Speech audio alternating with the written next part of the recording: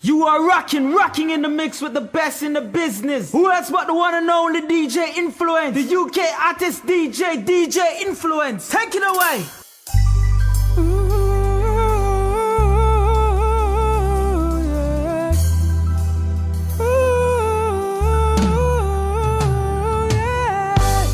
I'm talking to you, I'm talking to you. There are 24 hours in a day. Oprah, Tyler Perry, and the homeless man downtown and you have the same amount of time each and every day. Mastering your time must be cultivated to successfully accomplish your dreams, your goals, and your personal agenda. Today's guest is a Jill of all trades. She has successfully pulled off pop-up restaurants. She's a licensed notary. A social media cooking show she also has, which is entitled Cooking for Bae. She is a philanthropist that is involved with a free produce day in her city of Philadelphia, all while being a shining example of hard work and dedication to her two sons. Lynnie Sullivan, welcome to the Conscious Conversations podcast. Thank you for having me. You are more than welcome. Let's first and foremost start off with breaking down what is a pop-up restaurant. So a pop-up restaurant is literally all that it says, where we are opening up a restaurant for one day. And it's a fully functioning restaurant with servers. There's a 3-course meal, and it's all in the historical Arbery Arboretum, which is located in Philadelphia. Oh, okay. Now, is this something like a networking event where every other month somebody else is kind of like a host, or is this something that you It's started not on a your networking. own? Yeah, it's not a networking event. It's literally a restaurant. I have a strong interest in culinary, and my business partner and I were events curators. So we came up with this idea of, we really want to open up a restaurant. Why not just pop up and have our own restaurant for a day? And we don't have to worry about all of the stresses of having a restaurant every single day. We don't have to worry about, it no longer being something that we love. With us having it one day a month, and we do it every other month from May to November, it's something that we love, and we don't take the fun of it out of it. That's awesome. Now, with that, are you guys actually the ones that are being the chefs or the cooks or whatnot? Or are you outsourcing that part of it and just kind of setting up the menu and the event part? We do everything. So we orchestrate the event, and then we also deal with the cooking as well. So it's actually our restaurant. We do everything. And how long have you guys been doing this now? This will be our second year. We're stepping into our second year beginning in May. So we started 1 year ago, and it's been quite an experience. I would assume so. That's pretty dope. Now, the venue, I'm not familiar with Philadelphia, so is this like a historic home that you guys are doing it in? Is it a historic area, or basically like the venue itself, like an individual? Like I live in Jackson, Mississippi, right? So, like, what if that was something? And I'm pretty good with the hands and in the kitchen, right? What type of venue would an individual need to be able to pull off a pop-up restaurant? So, in order to pull off a pop-up restaurant, you first have to have the desire for having a restaurant. Because it's definitely not something that's easy. You have to wait a minute. A car's coming. You have to have all of your equipment, because it's not something where if you want it to be done right, you can have plastic cups and forks and spoons. So we own all of our cutlery. We own all of our plating and everything like that. So it gives you a feel that it's an actual restaurant.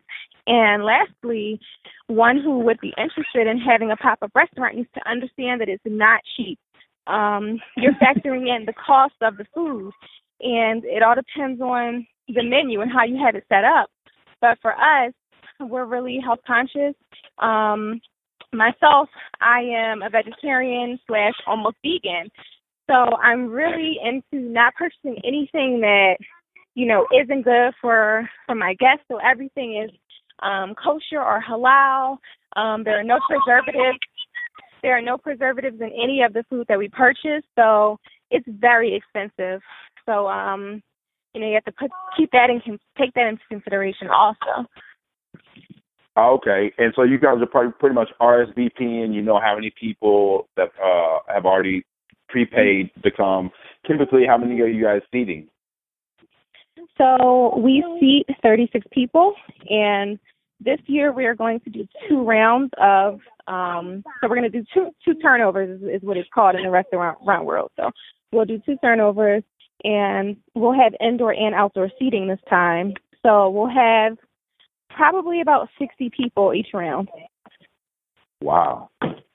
Yeah. And with all that, like you said, because you got, so when you, again, to break it down for our listeners, because I've seen the pictures of what you have pulled off previously already. So I understand it's upscale. It's not come in and you're going to get some soul food as far as like down south, hole in the wall soul food type of just come in here and get this fried chicken plate or whatnot. Right. This is waiters, they're dressed in, I want to say like white shirts or whatnot. Like you feel like you're going out on a night out in town, correct? Correct. And with the visionary role that we're spinning into it, we want every palate to be like a work of art. So we want to get away from the mindset of eating a platter full of food with combinations of food and ingredients that are not healthy for us. We're so accustomed to the fried chicken, macaroni and cheese, sweet potato, string beans, platter. And it's good, but those combinations aren't good for us. And the quantity that we're eating, it's too much. So we want to get it to a point where our guests are eating, these dishes. They're tasting herbs and ingredients that they've never had before. We're awakening their taste buds, and it's an experience. So when they're leaving, they're wowed away that they never had a meal like this before. I see exactly what you're saying. That's pretty dope. Now, going into personally, you said a few minutes ago that you're a vegetarian / almost vegan. How did you come across that way of life, that path? Like, what was it that made you turn the light switch on and say, hey, I need to do better for myself or be more conscious about what I'm eating? That's a great question. And from me making this transition, I get this question quite often.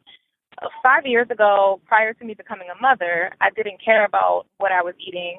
I wasn't eating crazy food, but I wasn't privy to, the chemicals and the hormones that they place inside of the food. I wasn't privy to how harmful it is for our bodies. But once I became a mother, and it was no longer about Lynnie, and it was all about Dash and Bond, my 2 boys, then I had to start thinking, what am I feeding my children? And from there, I began doing a lot of research. And once you start doing that research and you dive in and you really learn about all that takes place and how, some of the things that we eat we shouldn't even be consuming, it's like it's no way to go back.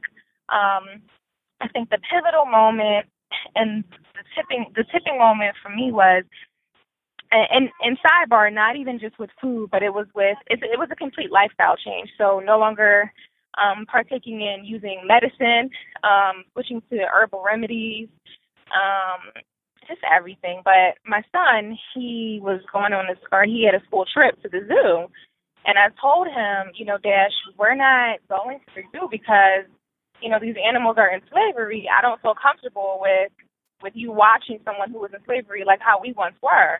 And at that moment, it hit me, if I'm going to instill these strong principles in my children where they're going to have to take a stand and, stand up to their peers and say, why they're not going on this class trip because of animals, then it's just like I'm contradicting myself if I'm turning around and eating that chicken or that cow. You know what I mean? So it's like, we don't want to watch these animals be in slavery, but we're butchering them and chowing down on them for our benefit. So that's when I made the switch. I know firsthand experience, almost exactly like what you're talking about. It was, I'm going on my 1 year anniversary, April the 5th, April the 5th, 2017 will be 1 year since I've had any meat in my belly. Wow. Very similar to exactly where you're at. I have been privy to some information before. I've seen a couple of documentaries on Netflix. I've seen one of them was called Forks Over Knives a couple of years ago, and it kind of went in one ear out the other. But like I saw it, I said, "Wow," you know what I mean? Like that's crazy. Like you know what I'm saying? Like I should do something different, but I wasn't prepared to actually make a lifestyle change outside of that thought that went across my brain when I first saw it, right? And I started listening to an interview, and Russell Simmons was on there, and he was promoting a book that he had just written. It was called The Happy Vegan. And in my line of work, I have the opportunity to pretty much listen to music or podcasts or interviews or read books all day long, right? So I was like, let me check this book out. And so I read the book, and it literally changed my life. It wasn't new information, but I think I was more in a mental apparatus to say I want everything about my life to be different, not just like what you just said, not just about what I eat, but I don't want to partake in things that aren't part of natural law. You know what I mean? Exactly. So with that being said, I stopped right then, and I have 3 girls, and I have a wife as well, and they all look at me like I was kind of crazy, but I typically do like stuff that's weird anyway to like normal society. So they just say, "Oh, that's just dad, just doing whatever." And then I started breaking down some of the knowledge to them, and I'm the one that cooks in my household like 95% of the meals. So it's easy. I go to the grocery store and make the groceries, and I cook it, so we're going to eat what I make, and spilling the knowledge to them to the point where after like a month and a half, literally my whole house, they all are the same. And my oldest daughter is 21, my middle daughter is 16, and my youngest is 11, and they all take their lunch with them every day, and I prepare it for them. And it went through the whole phase of everybody looking at them like, "You're going to die. You're not getting enough protein," because I'm sure you've heard that one too, right? If you don't eat chicken, you're not going to get enough protein. So I know exactly what you're saying. It's more of a lifestyle change and looking at the whole world differently than just kind of what's been given to us on a platter to see it as.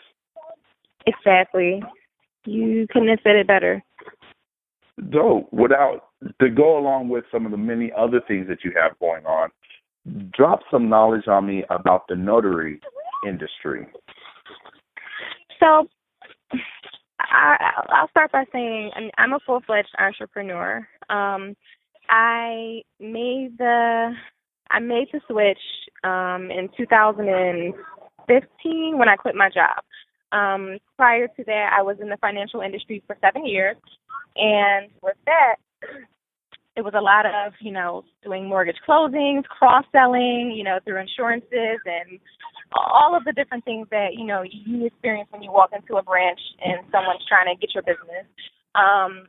But with doing that, with me being a business-minded person, I'm always thinking like 10 steps ahead. Like, if they're pushing me to get a notary, to become a notary, I wonder why. Like, what is it for? So, I did my research and I found that financial institutions, they'll have their workers become notaries so that they can close on mortgages and refinances and reverse mortgages. They can do the work for them. And I happened to come across the information of us being a signing agent. So that's what I am. I'm a notary signing agent. And with that, it's not just someone coming to me and they're saying, "Hey, can you notarize my license renewal?" or "Can you notarize my lease?" It's actually foreseeing the closing of mortgages and auto loans and all the things that a banker would do in the bank, only I'm not doing it in the bank, and I'm self-employed, and I'm negotiating my own contract. So with that, title companies and financial institutions, they'll reach out to me and they'll say, "Hey, Lynnie, I have a closing in Philadelphia at 4 p.m. It's a refinance, and the rate is $200. Are you interested?" And I'll take it. And I'm literally telling a client, sign here, here, here, and there. And within an hour, I just came up with $200. So it's definitely profitable, and I urge that if anyone is working in the financial industry and looking for a side hustle, or you have a notary license, then take the next step to become a signing agent. Okay. So that makes complete sense to me. I have had things notarized before, but it was more on the side of, hey, like I gotta get this paperwork for the school. So they say go get it notarized, and I just literally Google it, or I know that the UPS stores typically have somebody that's a notary there. So I just call and say, hey, is that person available today? Yeah, okay, I'll come in and do it. But there's a whole other wing that a lot of us don't think about, is what you're kind of getting at, and it's the financial industry, because all those deals when it comes to closings on homes, refinances, certain things with vehicles, they all have to be notarized, correct? Right. And a lot of these financial institutions, they're outsourcing. So, I've had a relationship with Citizens Bank, Wachovia, which turned to Wells Fargo, and American Heritage Federal Credit Union. And all of those financial institutions, they no longer have their bankers doing what I do. So they'll outsource, and they'll find someone to come in to oversee the closing of these loans, because it's cheaper for them. So they don't have to pay for their employees to get their licenses anymore, and they don't have to pay for training. Instead, they'll just hire someone like myself. So I kind of reversed the roles, quit the job, decided that I would make more money being a signing agent versus sitting behind a desk and doing the same thing and not getting paid for it. So makes complete sense, and I commend you for taking the step to say, hey, let me kind of get myself out of the system, because a lot of the times I've noticed a lot of people, including myself at points in times in my life, looking at it like being more loyal to your employer than you are to yourself. We'll go work 40 hours for ourselves, and no matter how good you are there, unless you're the owner of it, you can't guarantee you're leaving your children anything, right? No, you know what I'm saying? You can't. There's a lot of places where if you're working there, you're not allowed to have a close relative of yours work there too in the same department or whatnot. You know what I'm saying? So you can't even get your child hired or your spouse hired on in the time of need versus working for yourself and starting your own brand, your own corporation, your own and then that's the way you guarantee that you have something to pass on to your children. That's dope. Well, going back to the restaurant business that you have. You also started this online cooking show, Cooking for Bay, and I thought it was pretty dope. I chimed in on an episode and watched you whipping it up in the kitchen. What was your inspiration to doing that?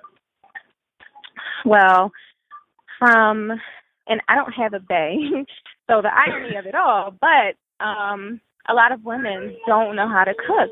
For me, I feel like that's second nature. It's something that I feel like every woman should know how to do, and I think that they don't because they either feel discouraged in the kitchen, they don't know how to navigate through it, or they're referencing cookbooks that are just so elaborate and fancy that they feel like it's unattainable. So I wanted to create something that was very transparent, very relatable to the average woman who I'm targeting women who are mothers. They're in, relationships where they're coming home, whether they're entrepreneurs or they're working 9 to 5s and they're rushing to have dinner prepared. And, instead of them opting for fish sticks and French fries, they can put together something that is very enjoyable for the whole family. I got you. And you're utilizing social media to give that platform to not only yourself, but to the people that follow you as well, right? Exactly. Yeah. With the cooking, because you were saying that you were into the culinary arts, and so boom, we got pop-up restaurants, we got the cooking, we got your cooking show. What was the inspiration behind yourself? Was it early? Have you always been in the kitchen? Is that something that you've always kind of been into? Well, I love art, so I have an artistic background, and for me, it's hard for a lot of people to grasp this concept. But for me, cooking is an art, when I cook, I'm a visual person, so rarely do I taste the food that I'm cooking. I'm always looking at color and texture, and that's how I got into it. I think it came from, moving out when I was, an established person and having to cook for myself and then having children. And it's like, okay, now I really have to cook every single night. And, really getting into how fun it is. It's very enjoyable for me. No, I completely agree. Like I said, I'm a cook. Mine's a little different. My background, my mom was a chef for, and still currently is, at a sorority house at the University of Illinois.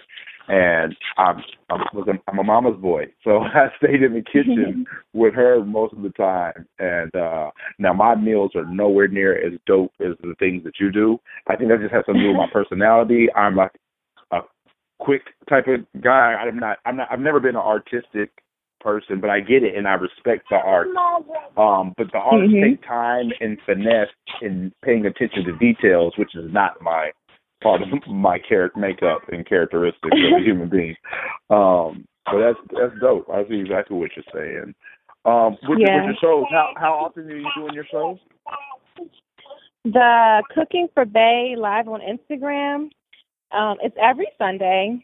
And then throughout the week, I do something a little bit different where I'll use the Instagram stories and I'll upload a series of videos of me actually going through the process of me cooking the items, but I pair it with music for, however I'm feeling at the time. So, music to represent what I'm cooking. And I kind of make it like, if you've ever saw it, it's kind of like, I don't know. It's very interesting. Like it's actually like you're watching like a documentary of food. Like I zoom in on like the sauce bubbling. So it's pretty cool. And then I post the finished products on my page. But then starting in May, I'll be having live cooking classes. And it's still gonna be Cooking for Bay, and it's gonna be every other month. I'll have cooking lessons. Wow. Where people can purchase tickets and they can come out and they can actually learn how to do it. Amazing. That's awesome. Congratulations on that. I think I know a little bit about what you're doing. Does that have something to do with the studio? It doesn't. So the studio that we have, it's more of a creative space that we are. That's a whole other story, but we're turning that into a creative space where people can rent it out, where they can use it for their birthday parties and wedding showers and things of that nature. But it's more for people who are, having listening parties or DIY workshops and things like that. So it's set up like it's a real like loungy type of environment. It's pretty amazing. I've seen the pictures of you working tirelessly here lately on it. That's dope. Would that be a place as well that you will be able to host some of your pop-up restaurants? No. So it's not large enough to have the capacity of serving 2 rounds of 60 people, and it's not that it doesn't have the aesthetics like the Aubrey Arboretum does. So we're going to keep the pop-up restaurants there. Okay. Now, going down this rabbit hole of the many things that Lynnie does, break down this Bring Your Own Bag Produce Day, your philanthropy hands at work. What's going on with that? So my business partner and I, her name is Aaliyah, she came up with this amazing idea, and once she proposed it, we just took it and ran with it.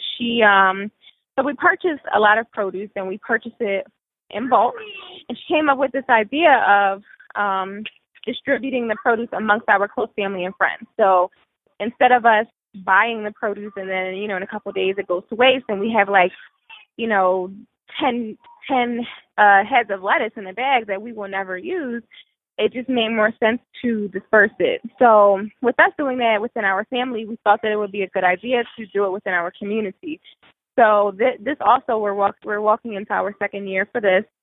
And we do it quarterly, where we purchase produce from the money that we raise from donations and sponsorship.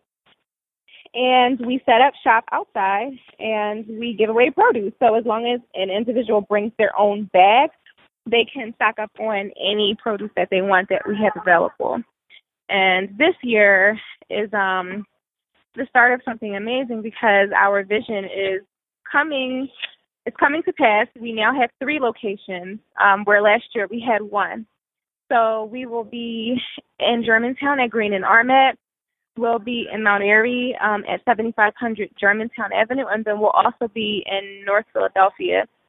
So that's pretty amazing, where more people have the opportunity to have access to fresh produce.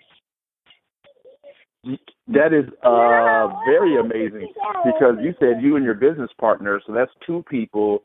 So that means there has to be at least, at minimum, a third person to be at the other location, correct? To be able to pass out the produce, correct? Well, we have a big team. We started off with about 5 people, and now we have 15. So we'll have 5 individuals per location, and then Aaliyah and I will be driving to each location, making sure that everything is running smoothly. And this is an event that you're doing that's not about necessarily you getting a monetary something back from it. It's about just giving back to others, correct? Right. We don't profit from this at all. It's coming out of the kindness of our heart. We're really passionate and concerned about the way that people are eating, especially our youth. Where a lot of families, they don't have time to prepare a meal. They don't have time to purchase fresh produce, or they think that it's not attainable and that it costs a lot of money, where really it doesn't. And whether or not you're purchasing with cash or you're using some sort of subsidy vehicle like SNAP, you can purchase fresh produce. You don't have to buy frozen produce, and it doesn't have to be $5 for 1 apple if you're purchasing it at the right place. Exactly right. And if you don't mind me getting on a soapbox real quick, if every individual, in our community, especially obviously the world, right? It'd be amazing. But I give a lot of my energy to my community, my people. If we all took a page out of you and your partner's handbook and said, hey, what can I do for my community, our communities would be a lot better if everyone decided to do something versus saying and pointing the finger saying, well, that person over there has a record deal, or that person over there is an athlete that left the neighborhood and didn't come back. He should be giving back, or he should be giving more, and saying what everybody else should be doing, but actually pointing the finger and what am I doing, even if it's something small to yourself. Something is always better than nothing. We all started crawling before we started walking. So I commend you and your partner for doing the work versus sitting around and complaining about things not being done. That's awesome. We have to be the change that we want to see in this world. Now, you have named off several different things that your hands are dirty in, as far as work related, right? Do you have any tips on how did you find time to manage all these ventures? It's definitely a sacrifice. For me, what made it easier is when I decided to quit my job and to pursue entrepreneurship 100%. And with that, it's making up in your mind. For me, and I'll be completely transparent, I'm a single mother. I wanted to beat the statistics. Everyone thinks that being a single mom of more than one child is, struggle, and, for the rest of your life, you're going to be financially burdened, and, your children won't have the same opportunities as other children who have a 2-person household, or 2 heads of the household, and that's completely not true. For me, I got to a point that I was extremely depressed because I was just going through the motions of going to work, leaving the house early in the morning, coming home, around 6 o'clock, picking up my children late all the time from daycare, just enough time to go home, cook dinner, bedtime, story time, and then that's it. And it was just like such a routine process. And I knew that that's not what my life was about. And I knew that God had more for me, and he has more for me. So that made it easier once I decided to to take it on 100%. But it's not easy because it is still a sacrifice. So for me, what makes it easier is, fervent prayer, having faith to know that regardless of what happens, God has a plan for my life and it's going to come to pass, and I don't have to worry about anything. And just being a good person, I think that's what brings favor to my life. So that's what's up. No, I see exactly what you're saying. It goes into kind of what you were saying about a lifestyle change. It wasn't just about what you put in your body. It was the way that you saw life in general, right? It was not just like me being a robot and let me get to work and then come home and being like everybody else. It goes kind of like, the way I look at it, you said you're an artist, right? So artists look at things differently. They're abstract. Right. They're not necessarily uniform. They stick out, right? Things pop, and you trying to make your lifestyle like that. Now, are there days where you just like want to watch Mari all day? Like, being that you don't necessarily have to get up and say you don't have anything planned that day until 2 o'clock? What is your motivation to get up and continuously finding new things to do? Well, I don't watch TV, so I don't have and that was another lifestyle change. I don't focus all of my time in front of the television. If I am watching TV, it's on the weekends with my kids and we're watching Paw Patrol. But what's my motivation? The bills, they keep coming, and it's not going to stop, and I have to pay it. So that's my motivation, and I think that's a good point that you raised. For me, it was I was still doing a lot of things. My business partner and I, we were doing a lot of things entrepreneur-wise, but with me still having a 9 to 5, I kind of felt like that was my crutch. I didn't have to go as hard because at the end of the day, if we don't sell all these tickets, I'm cool because I'm getting paid on Friday. Where now it's a grind because this is my livelihood and this is how my children and I eat and this is how the lights stay on. So am I going to sell all these tickets? Yes. Am I going to, do I have, and you didn't even name all the things I have going on. Do I have 20 things going on?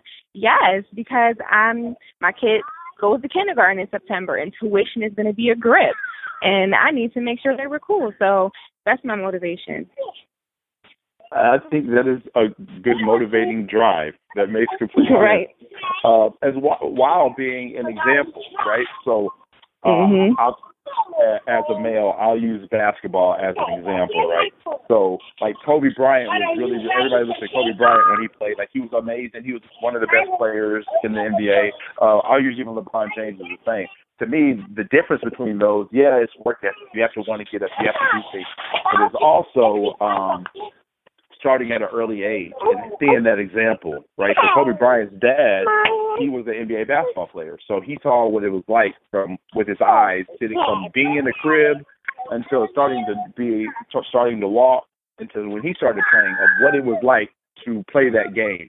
And I'm saying all that in a roundabout way for your children and my children too, right? When they see mom or when they see dad putting in the work, right, it is a lot easier for them. They're 10, 15, 20 steps ahead of the competition at their age because they've seen it firsthand. They have experience already, even if it's just because they had to ride with mom to go pick up these things from the store or sit over there on the side and be quiet while she's having a business meeting real quick. Does that make any sense? Right.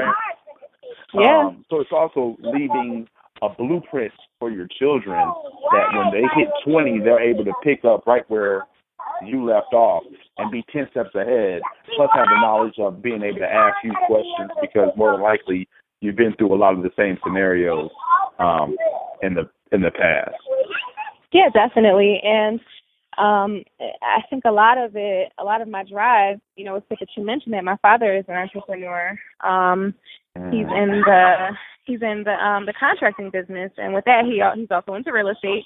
So, growing up and seeing the struggle and seeing, the progress and seeing the end result is definitely motivation. And I think that is something that makes it easier where, yes, there are times where, my father might be concerned about the moves that I'm making, because I'm making extremely high risk moves.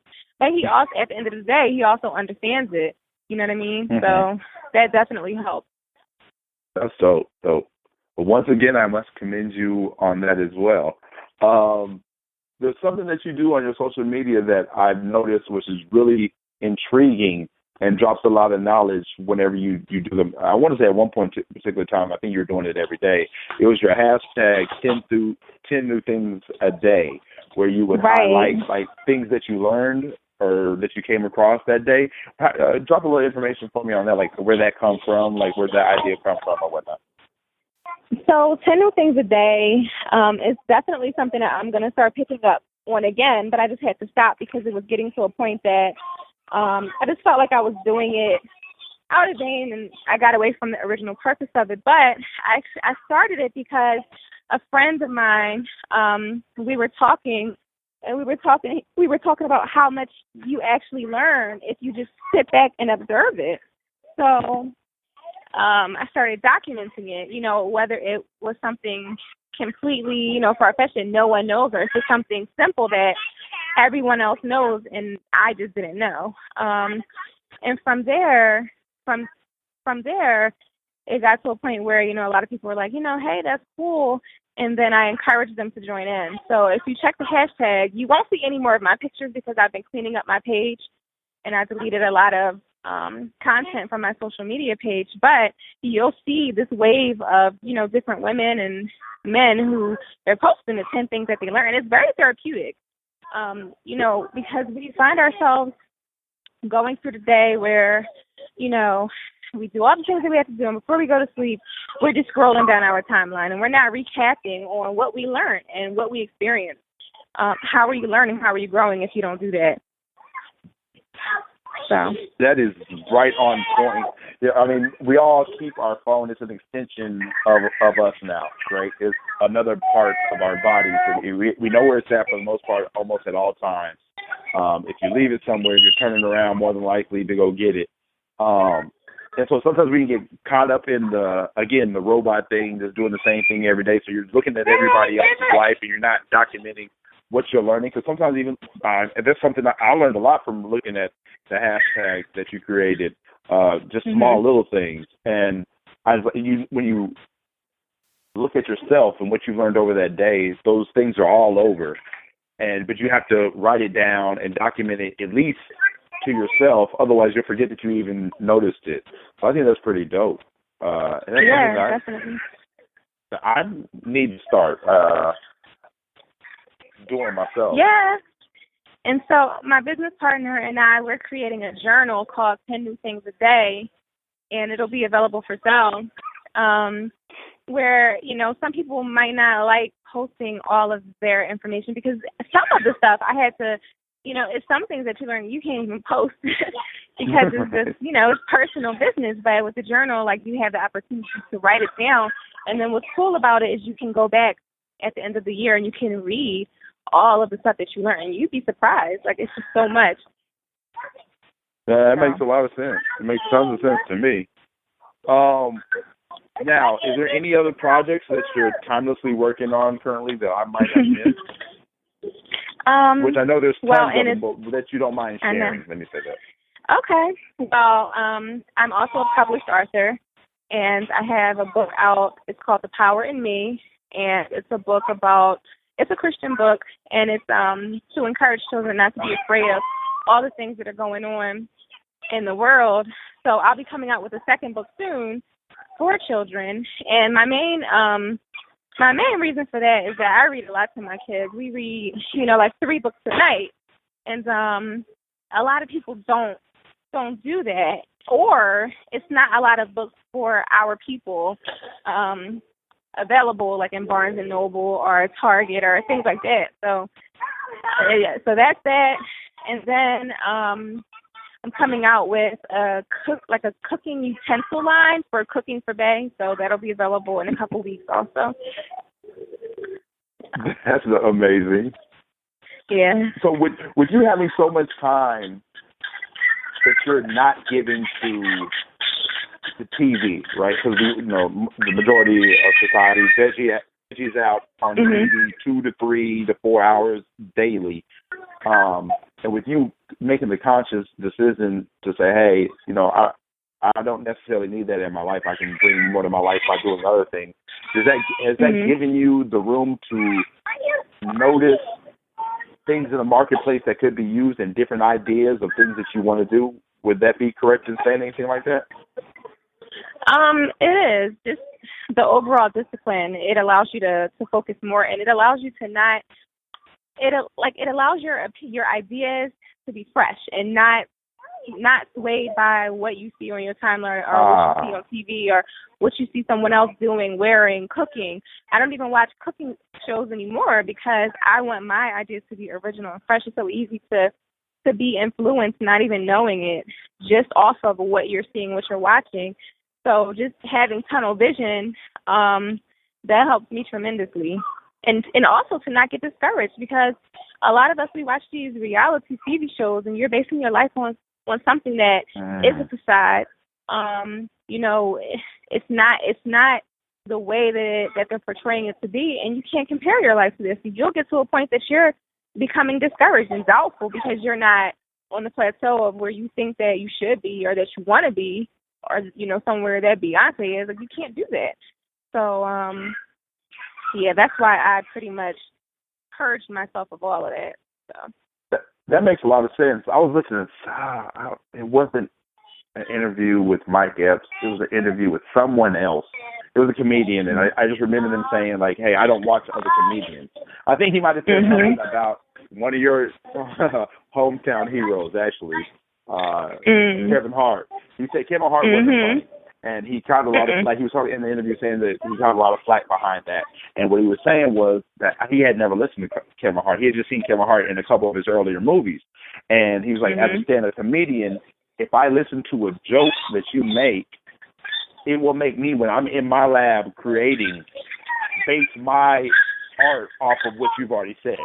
So he's like, I don't watch any. And I hear what you say, and it makes it sound a lot of the same sense. Like, hey, you can find yourself with either ideas of things that you should be doing, or business-wise, or even personal decisions, because your favorite character on this reality show only does this, and so now in your personal life, you've been swayed to do it because that's somebody that you, in a sense, kind of look up to.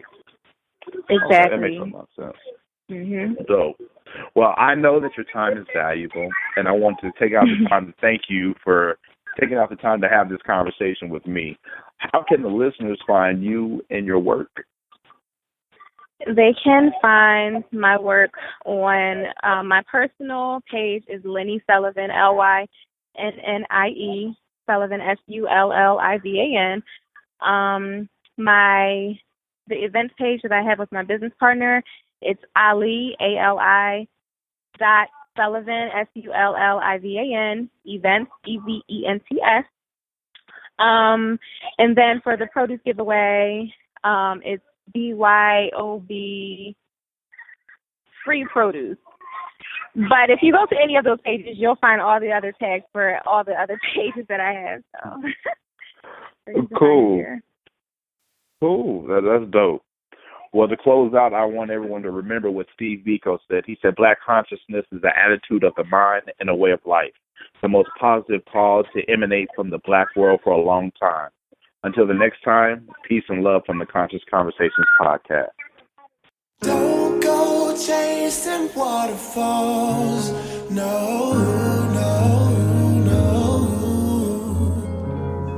Keep the faith, you'll have it all. Slow, slow, slow. Listen to the rivers and the streams that you're used to. Anything you believe you can reach if you choose to.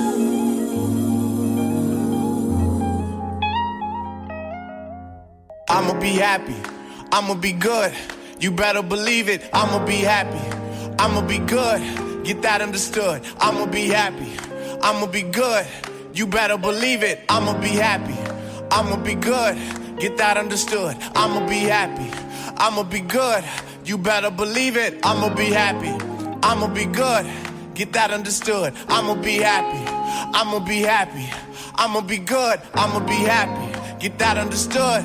Get that understood. I'ma be alright, I'ma be okay. Any minute I'ma be stacking chips so high, so Pringle free to lazy. We don't need no architect for our marketing. I could be all up on Wall Street with Parker Monopoly, making some know if your spot is left vacant, it's gotta be taken. Anyway, boo, since we done with that prelude, let me put you up on some philosophy. Professor Hayduk would not even say to you. I like how that smile that you're making, creating the world that's around you ain't great to you. Did you know that? Girl, your hair's so long that you grow that. Quarterback that back, baby, throw that. Once I put some ice on your hand like I broke that. Hold that. That's the whole word in your hands, grow that. That's the same word that you made in your head when you laid in your bed waiting for me to wrote that. I mean, write this, psychic you are a creator, you is. Yell out your blessings and wait on your gifts. Stardust will harbor the carbon you give, so I'ma be happy cause I'ma still live. I'ma be happy. I'ma be good. You better believe it. I'ma be happy. I'ma be good. Get that understood. I'ma be happy.